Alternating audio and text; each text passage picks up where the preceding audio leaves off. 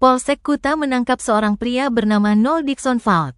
Dia ditangkap lantaran terekam CCTV mencuri tas di dashboard motor milik pelanggan di parkiran depan Bali Anggrek, Jalan Pantai Kuta, Badung, Kamis tanggal 1 Agustus.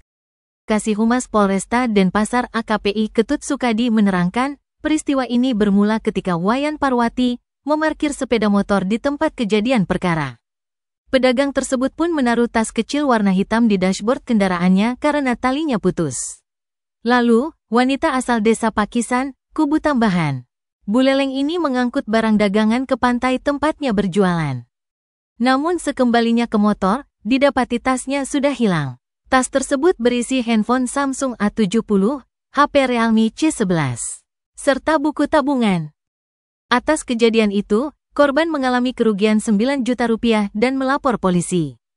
Kejadian yang terekam CCTV dan viral di media sosial tersebut lantas ditindaklanjuti tim Opsnal Reskrim Polsek Kuta dengan melakukan penyelidikan berbekal dari rekaman CCTV. Selanjutnya, tim mencari informasi keberadaan diduga pelaku. Akhirnya, Nol Dixon ditangkap saat melintas di Jalan Papis 2, Kuta, pada Senin tanggal 5 Agustus. Dari pengakuan pelaku, motifnya mencuri untuk memenuhi kebutuhan sehari-hari karena pelaku tidak bekerja. Atas perbuatannya, pria asal Kupang, Nusa Tenggara Timur tersebut terancam hukuman paling lama 5 tahun.